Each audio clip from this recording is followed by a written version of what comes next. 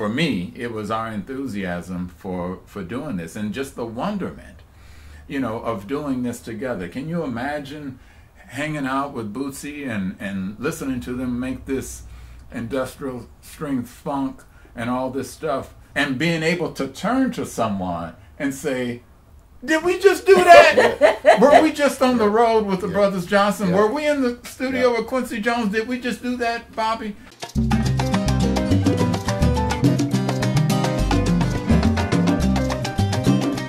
Hey, Common Senser, thank you so much for joining us. If you are interested in acting tips, industry insights, interviews, or life lessons, you have come to the right place. Bobby Holland is a Grammy-nominated photographer, filmmaker, and in charge of Cimarron West. He's also been photographing Black music acts and celebrities since the 70s. He has shot over hundreds of album covers for top musicians, including Stevie Wonder, Marvin Gaye, Quincy Jones, Tina Marie, and Patrice Rushen. He has also done advertising campaigns, automotive, and music videos, as well as documentary projects. Steve Ivory is a Hollywood music journalist who left his native Oklahoma City for Los Angeles the week he graduated from high school. His writing career began at the nationally distributed Soul newspaper. He helped start Black Beat and has written for Billboard, the Los Angeles Times, Vibe, Essence, NPR, The Source, Black Radio Exclusive, Radioscope, VH1, and MTV. He is a regular on Unsung, TV One's award-winning show about R&B artists. He's written a ton of album liner notes and CD liner notes for a variety of artists, from Aretha Franklin to Burt Bacharach.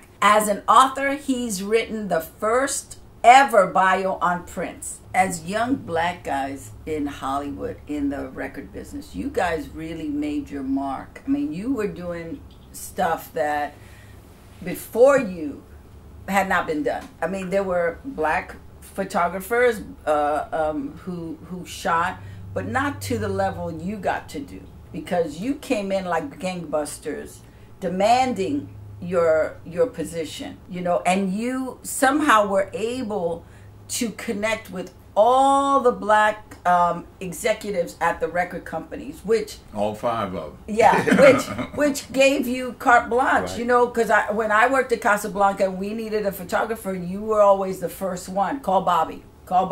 We're doing the call Bobby, and then if he can't do it, we'll find somebody else, but call Bobby first. And you were young, it was like you had figured something out that not a lot of people do. They're not quick on the draw. Like it is about a hustle.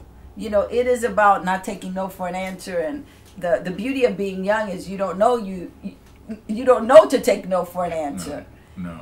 When you're young like that and you have ambitions, the one thing that you don't have, and this is the thing that I tell young people all the time, don't lose your stupidity.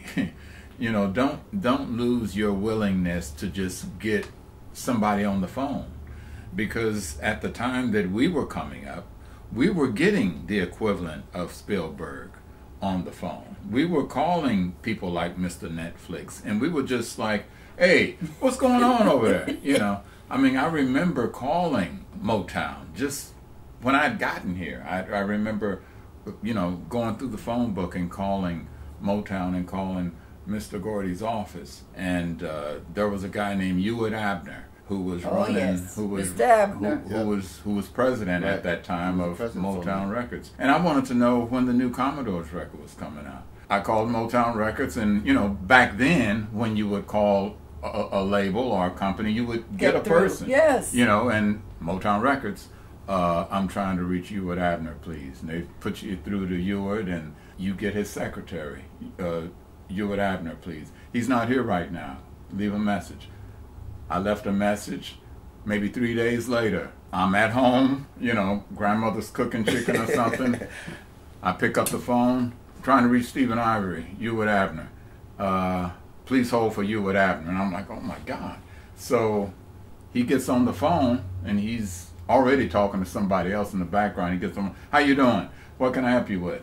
I said, I was just wondering when the new Commodore's record is. He was eyeing that chicken that grandmother was cooking at the same time, too. Oh, that's hilarious. And he said, well, I mean, I could hear the pulse in his voice. He's like, well, they're working on it. I know they're in the studio. I don't know when it's due, though.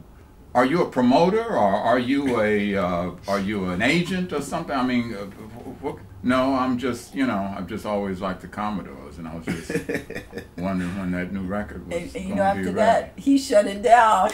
And he said, well, once he realized what was going on, he, as he was hanging up the phone, I could hear him talking to it. Don't you ever, check these people before, you give me these numbers. I mean, but that's how stupid we were. I mean, that's how just, you want to reach Spielberg? Let's just, I think it's parked there. Let's just wait till he comes out of the, we just did that. And when you get older and you realize how things are done, that's the first thing that you lose. In the name of trying to do the right thing, in the name of trying to be business, you lose a little bit of that kind of thing. But then you go on as you get older. You see that people are still doing it. I'm hearing about that story that Sally Field, when she was trying to get the part for, I guess it was Lincoln. Abraham Lincoln's wife, and they told her that no, you can't do this part.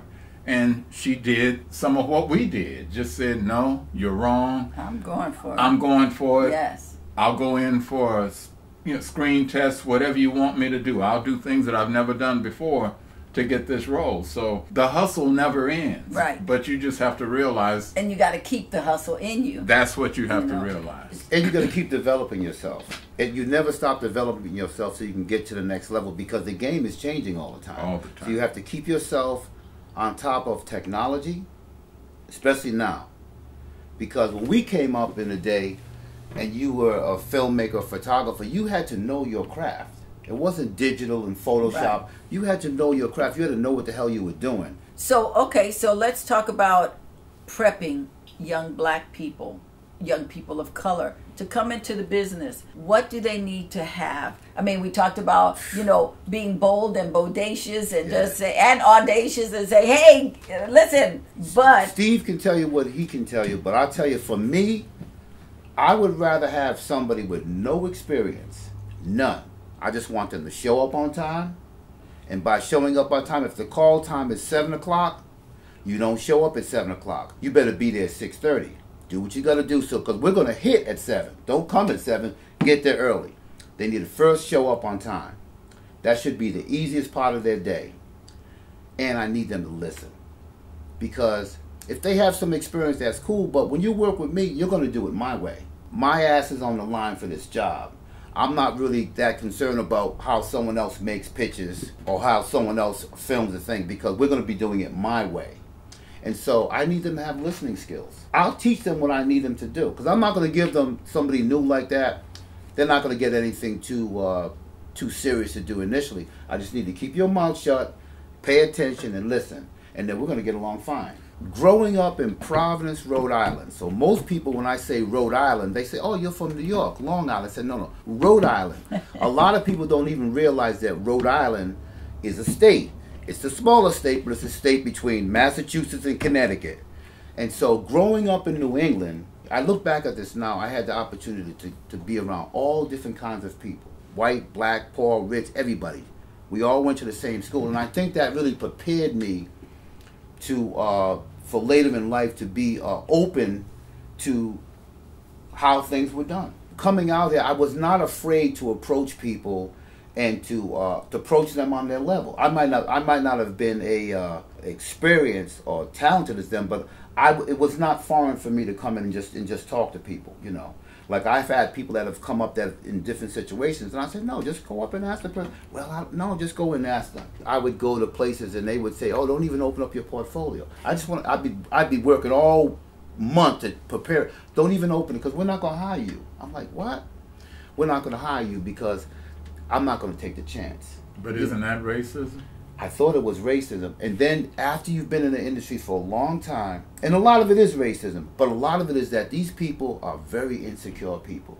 You got a guy that works at Wells Rich and Green Advertising. He's got his people that he uses. He's got that nice job. He's got kids in college. I ain't taking a chance with somebody new. So what happens, you have to wait for that opportunity to come along where his main people are not available. Or in my case, black folks start appearing in these ads. So they're like, this is going to be maybe I'll give this black guy a chance. And that's what I would wait for. But with that being said, you already, at that point, had a bit of a portfolio. Right. Oh, yeah. So no, I was ready. That they hired you because they saw somebody else took a chance on you. Right. That's what it's all about. Right. And so a lot of it, what it is that people hire who they know. Right. I had a client, art director at Miller Brewing Company. He told me, man, we did a shoot.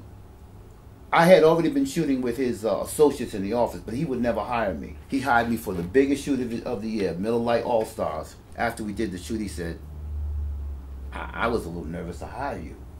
He said, but the way you work with people, that's what a lot of people, that's what a lot of my success from. I was able to relate to people and to deal with whatever the situation was. I could give deal them with what they want. I would give it to them, because that's the way I was trained. I was trained to come in there and just take over the situation. Now that also became a problem for some people. It's like this a little different flavor here, but they got used to it. Mm-hmm. And so what I'm saying is that a lot of people that I thought it was a racist situation initially, and then as you get to know them, they come and tell you, I was just nervous, because if I hire a white guy and he screws up, then that's cool. If I hire a black guy, it's like we're all getting fired. They would be afraid of their job. Right. It was right. And most people are afraid of losing their like job. It is still like that's that. That's right. It's still like that. But the other thing I want to say, and I'm sure Steve can say the same thing, I want to really give props to so many of the recording artists and stuff that told the record company, oh, you're going to be using Bobby Holland. It happened time after time again. Barry White, when he did, he had a deal with CBS. He left 20th Century Fox, where he had records, where he had tremendous success, and he started his own label called Unlimited Gold Records. Right at that time, I met him again on this other level, and Rod McGrew, who was running his company, called me over to his office here in Sherman Oaks, and he said, "Hey, come over because we're getting ready to make a move to CBS Records. We have our own label, and Barry likes you. You're part of the team that we're bringing into CBS." And so that was cool. That was Barry. And then Barry was working on a record, and he called me to the house. He used to work out of the house at this point. And he said, I want you to be here because I'm getting ready to call the product manager for the label. And he got on the phone, and Barry White was one of those guys who loved that speakerphone. he had that speakerphone, so he had his man Larry get the people on the phone at the label, and he said, "Who am I talking to?" So and so. Okay, good. This is Barry White. He said, "Listen, man, I want you to stop sending over those goddamn portfolios. Didn't you get a phone call that Bobby Holland was going to be the photographer?" "Yeah, Barry, we did, but we just thought." He said, "Listen, I want you to hire him, and you're going to pay him like you pay them white boys. I don't want to see no portfolios." That was Barry White. So then it was like, so now the art director's pissed off because he can't use his guy. He's stuck using me. And what they would do is they would not lend any assistance. They would say, "Okay, well, fuck it. You hiring him, see what happens." And they would give me no assistance at all. I'd have to make the concept up and do what I had to do, and then I would turn it in, and they would put their name on there, art direction by. But they never even came to the studio. Mm. That happened time and time and time again. And then what you do is you just show them by example. I said, I'm gonna kick his ass. Wait till he sees what I did. And I would go overboard. They would expect a front cover, a back cover, and publicity. I would do 7 setups. You just got to kill him with it. Yes. Just like Michael Jackson said, you got to kill him with it. But to that point, Regina Jones to this day, just the other day, literally, we were talking about Bobby Holland, and she said, I need a new photograph, but I dread going to Bobby. And we just started laughing because I said, I know what you're getting ready to say. She said, Steve, if you went to Bobby and you wanted a passport photo, it would be a 3-day shoot. That's how thorough he is, and that's what we. But it's great. That's the way I was trained. I was trained by the best. That's right. And I was trained to. You got to bring your A game. That's right. I mean, and right now, the way things are right now, it's actually a problem because people don't want to pay for the A game. But I don't know how to do anything any other way. Right. You know, I come and I was taught to be ready, to be professional, and that's the only way I know.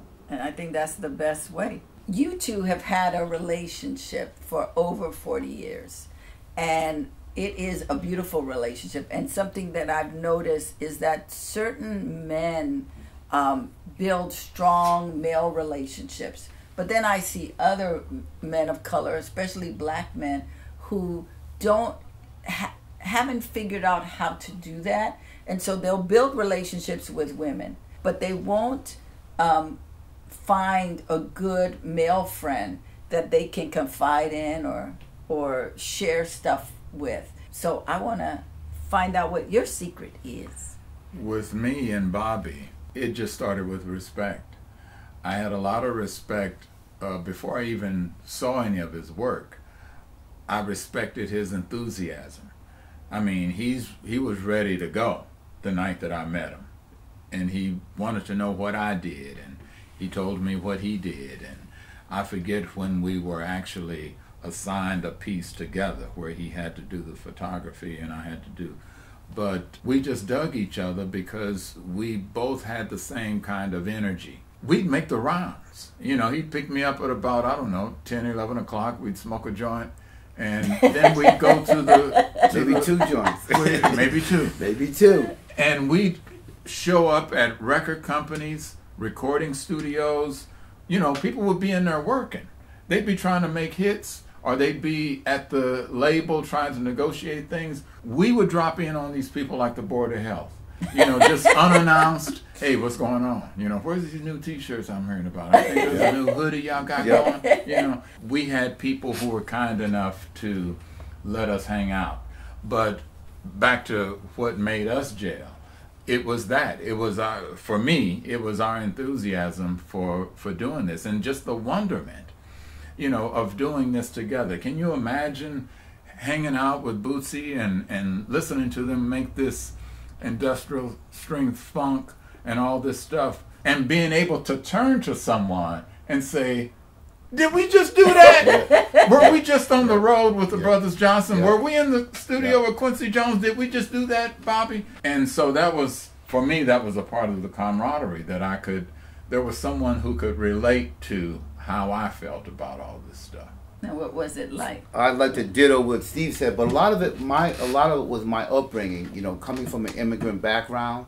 My grandparents came from the Cape Verde Islands, and so they came here as immigrants to get ahead, come to America and work hard, build your family. And so because it was an immigrant family, we did everything as family. So my friends, I'd bring my friends home and they would eat, do whatever they had to do. I mean, it was just, that's how it was. And it still is. So I developed the same techniques. Like Steve will tell you, anybody that knows me will tell you, Bobby cooks. Because, man, we had a little apartment over off of Wilshire.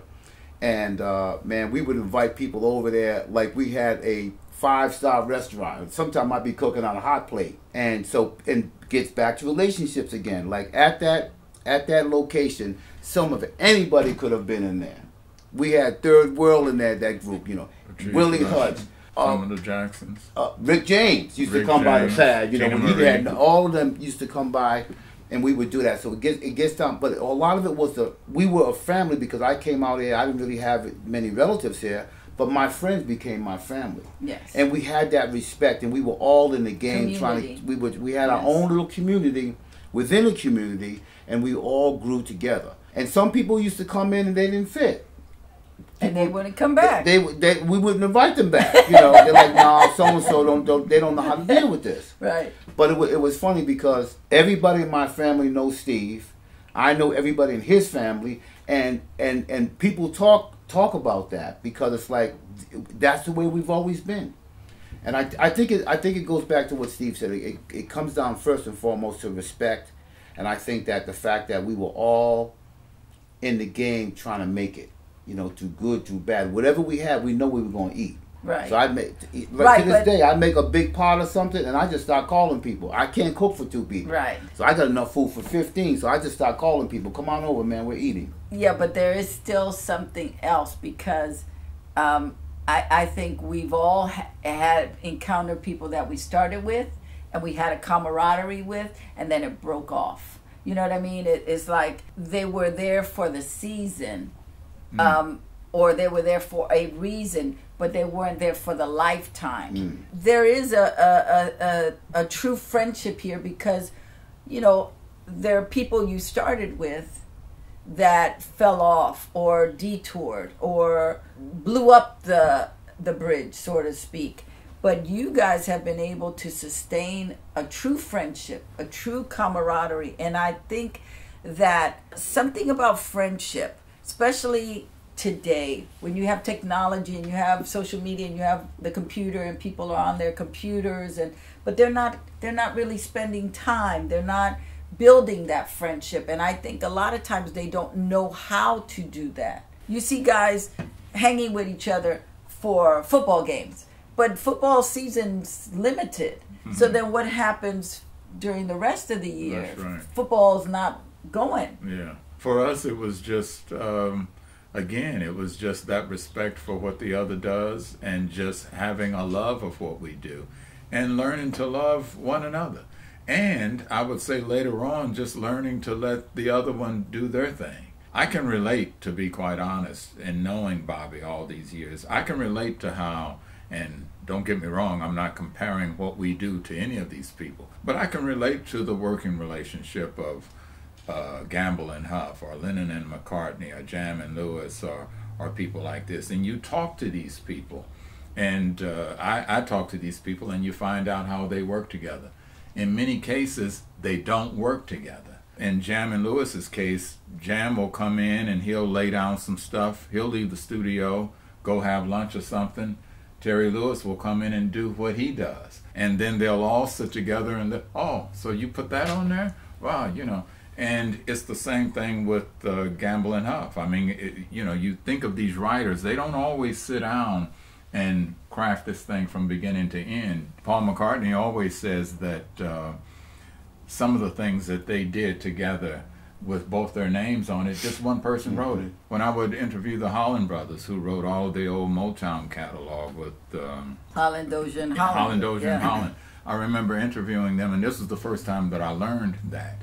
I would say, who wrote these tunes? I mean, you guys all sat down over a piano, and you know, you see these things on TV, and it's like, man, he said, man, it's not like that. It's like one of these guys wrote a lot of these songs by himself. This is just the partnership. This is how it works. We share everything. Well, who wrote that song? Oh man, I'm not going to tell you that. The Isleys. I mean, you the one to tell me the Isley brothers, when they were putting out all these records, it said all their names are on there. Earth, Wind, and Fire, a lot of the members of Earth, Wind, and Fire, they heard the record when the record was out. Because Maurice did his magic. And people don't realize that, you know, yeah, them horn players had some help. They brought in some other guys, too. You know, that's just the way the industry is. So for us, that's what it came to. I mean, just letting Bobby do what Bobby does. Yeah. Him letting me do what I do. And that's learned. That's a learned, behavior. Definitely a learned thing. I think a lot of it stems from, first of all, you have to like the person. We have a lot of things in common. We both generally love music and that whole industry. I don't know if Steve ever plays it. I don't play anything. And we had to learn to give each other space.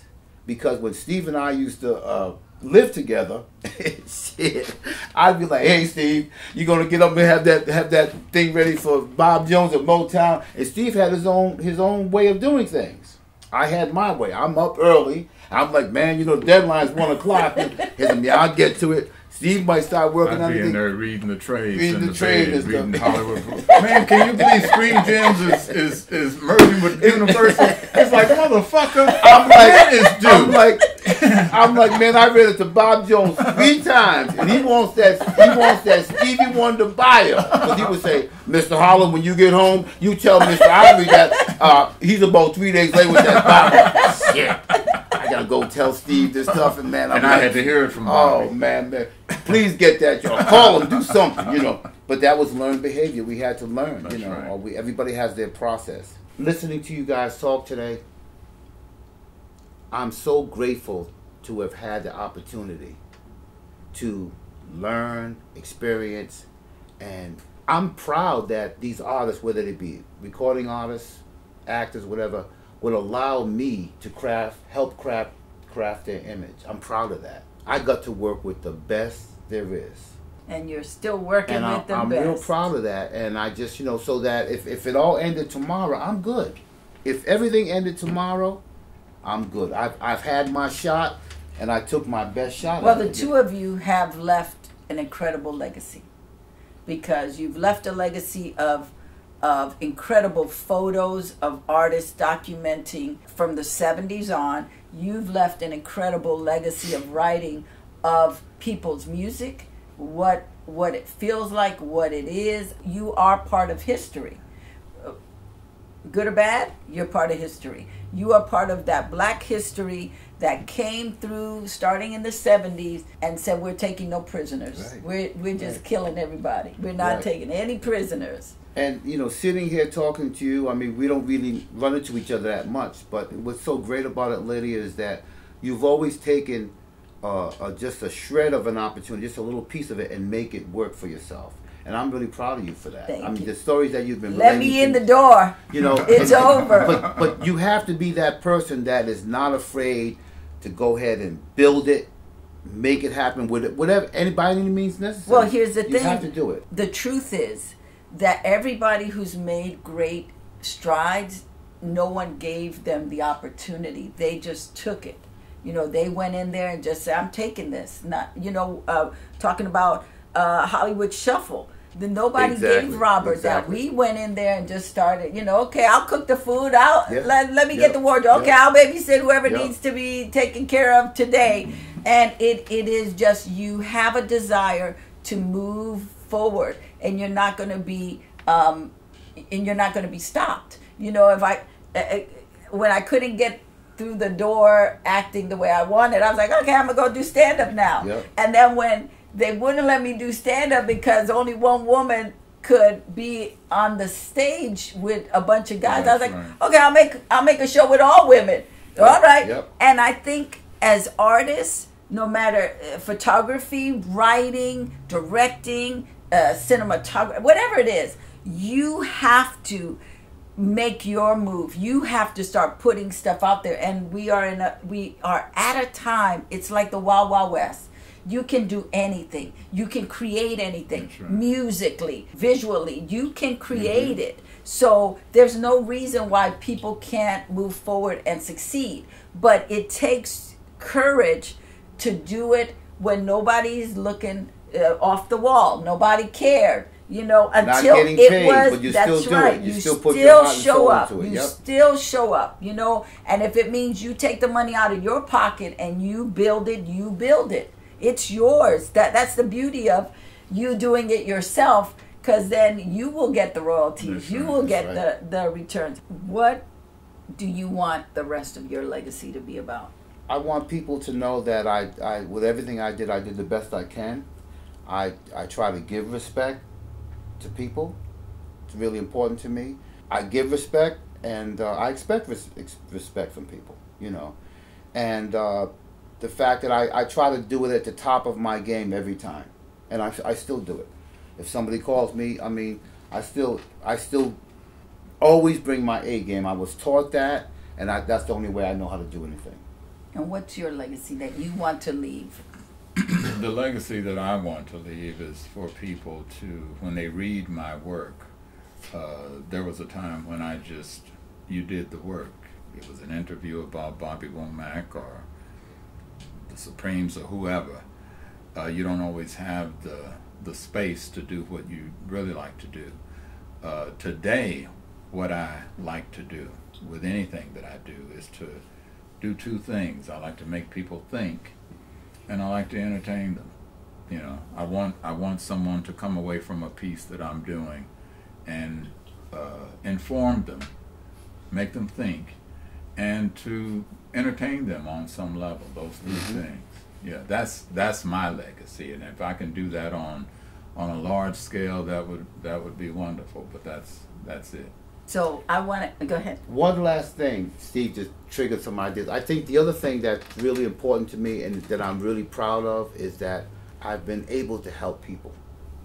Family members, friends, people, just strangers that want to get in the business. And that's something that's really important to me that I still do, but I really feel really good that I help people get in the industry. And there's nothing like you help somebody, you help them fulfill their dream and you see them excel in business, because it's not easy. That's something else that I'm really proud of. Well, something I want to add to your legacy, first of all, are that the two of you are great men. You're great human beings. You're kind, you're considerate, you're caring, and you're protective. I didn't see it at the time, but as I've gotten older, you know, like I go, wow, I had some fabulous people looking out for me when I first came out here. Oh, yeah. And you guys really took care of me. You guys made me, like, I felt like I had backup. Most people come out here and don't have family. They don't have, right. But that I was able to have a family with you guys and, you know, the Gerald Busbys and certain people, but that you guys, I always, because you were just a little bit older, I always felt like I'm in good hands. Like I never felt, you know, sometimes as a woman, you're sitting with a guy and you start to feel uncomfortable and you feel like, let me get out of here. And I always felt safe. I always felt like I was taken care of and protected. And so that is also part of your legacy, because you guys really were just awesome. And just as young men who could have been wilding out and doing crazy stuff, you were respectful, you were professional, you were mindful. I don't know what your walk is with God, but I would call you men of God because of your character, because of how you show up to places, how you take care of people, and even if you don't meet the deadlines, you still got it going on. So I just want to say thank you. I thank you, and I thank you how you've loved on women, you know, with such care, such kindness, such just generosity. We need more of that. You know, that it wasn't a black thing, it wasn't a white thing, it was a love thing. Yep. Thank you so much for joining us today. And if you enjoyed what you heard, please make sure that you subscribe and hit the notification bell so you can get more of this. And I would love to get your comments on what Steve and Bobby spoke on, and just your feedback. And we're going to put in the description everything you need to know about them, how you can reach them, how you can find out some of their stuff. So thank you for joining us. Till next time, see ya.